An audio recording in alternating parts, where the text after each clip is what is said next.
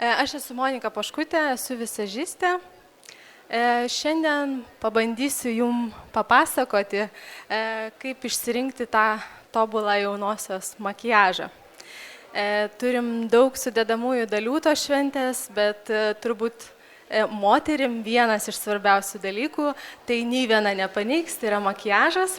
Mes visos norim atrodyti tobulai tą dieną, todėl labai svarbu suprasti, žinoti tam tikras taisyklės, kaip rinktis tą makiažą. Tai vat būtent tai aš jums ir pabandysiu šiandien papasakoti. Aš noriu turbūt pabrėžti 3 svarbiausias taisyklės, renkantis savo tobulos šventės makiažą. Tai niekada nepamirškit, atsižvelkite į tai, kokia bus jūsų suknelė. Ar tai bus ilga, ar tai bus trumpa, koks audinys bus, koks stilius pačios suknelės. Taip pat nepamirškit, kokie bus jūsų plaukai, šukuosena, nes viskas tarpusavį turi dėrėti.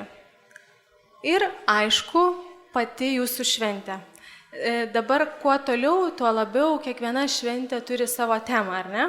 Ar tai retro, ar tai kažkurių metų pasirenka ar ne jaunieji savo šventės, galbūt tiesiog spalvos tematika.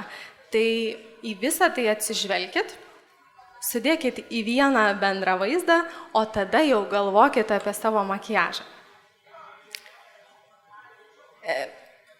Jūsų šventės dieną jūs, aišku, visur lydės fotografas. Mes stengiamės būtent dėl fotografo, ar ne? Stengiamės dėl tikslo, kurį jis mums paskui gražina, tai gražų nuotraukų albumą, ar ne, gražias nuotraukas. Visos mes norim būti tobulos ir idealios tuose nuotraukose. Tai nepamirštam, kad jisai bus visada šalia. Tai makiažas gali būti šiek tiek ryškesnis, bet nereikia ir persistengti. Nes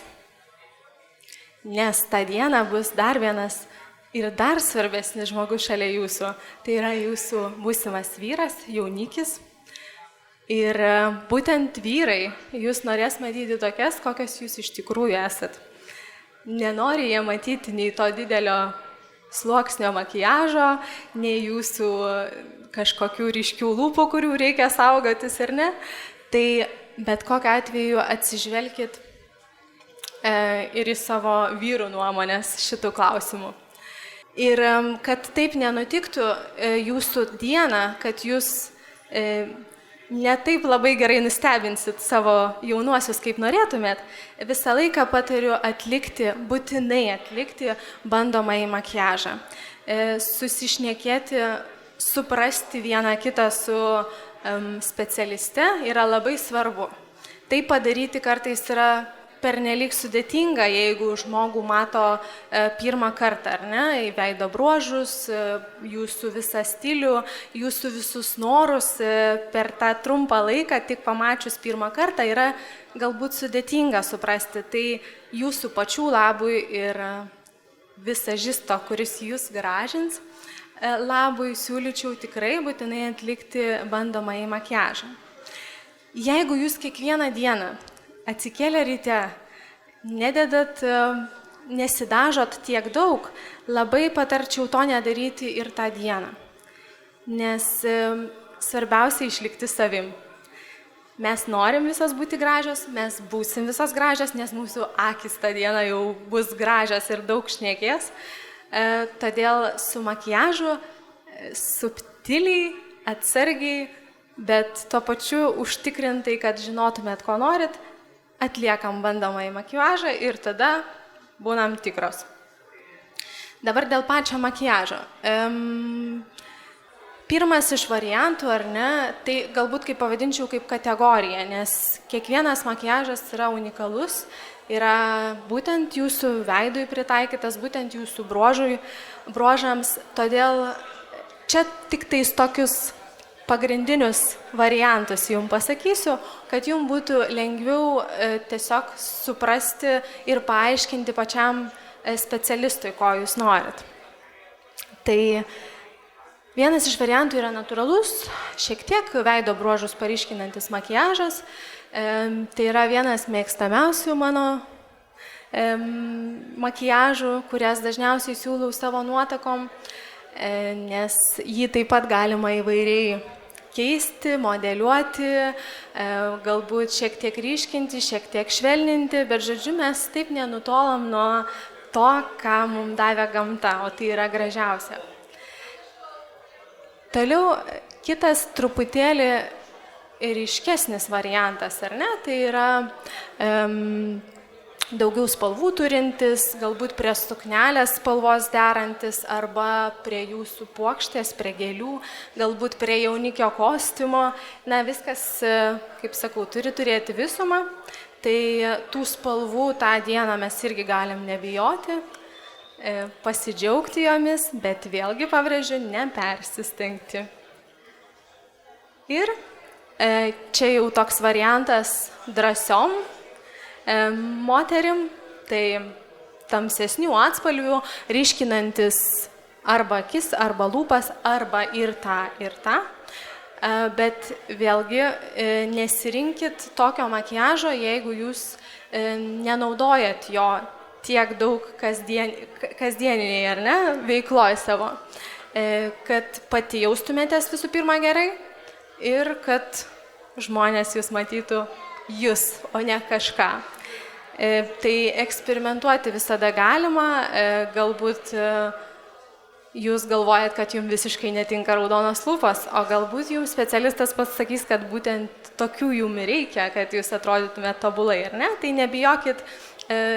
nebijokit pabandyti bandomojų makiažų, ar ne, kad pati įsitikintumėt ir, žodžiu, kad būtumėt pritrenkianti tą dieną. Dabar dar vienas klausimas, kuris kyla jaunosiom, ar ne, kur, kai mes konsultuojamės dėl makiažo, sako, ar man reikia prisiauginti blakstienas.